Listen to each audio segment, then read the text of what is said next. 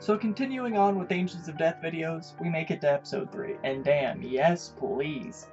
Now, I have a lot to talk about for this one. So, the episode starts off with Zach and Eddie, who I was corrected last time is actually a boy, I'm sorry, arguing about who gets to kill Rachel, and Eddie shows off that he can sort of teleport, or at least run so fast in the dark that it seems that way. Eddie wants to show Rachel that he loves her, and that he'd be a better killer than Isaac, and here's where the episode starts to get even better. I've never really been scared of hearing someone's voice when the person isn't actually there, but Eddie slips in and out of vision when he talks, and he always appears right behind the person he's talking to.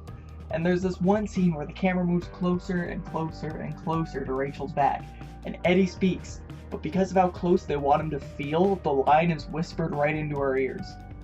So if ASMR murderers aren't scary enough, then I'm scared to know what kind of demon you actually are to be unfazed by this. And by the end of the episode, we get a fight with everyone, and we get to see how violent Eddie can be.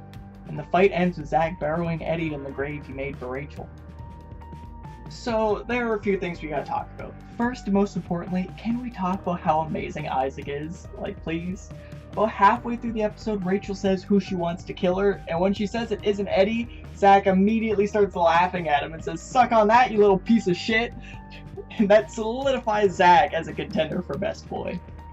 I'm really glad with the current pacing of this show. It doesn't suffer from what I usually call My Hero Academia syndrome, where every episode has absolutely nothing happen in it. There's a running joke with me and some of my friends that after the first line of dialogue and there's a half-second pause, we just think that the episode's over because of how empty they normally are. And because of that, I always expect the worst from every show that I watch.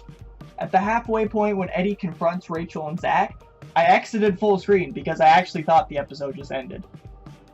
At this rate, Angels of Death is definitely in the running for Anime of the Year, and a few other categories. I absolutely love this anime, and I'm going to be talking about it a lot.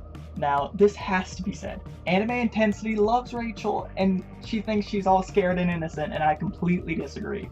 The shit she did in this episode freaked me out more than Eddie did. She's so obsessed with death, and I don't need to play the game to know that she's going to end up doing something crazy. Link to Anime Intensity in the description, by the way. Tell her Kino sent you. She's amazing. Thanks for watching.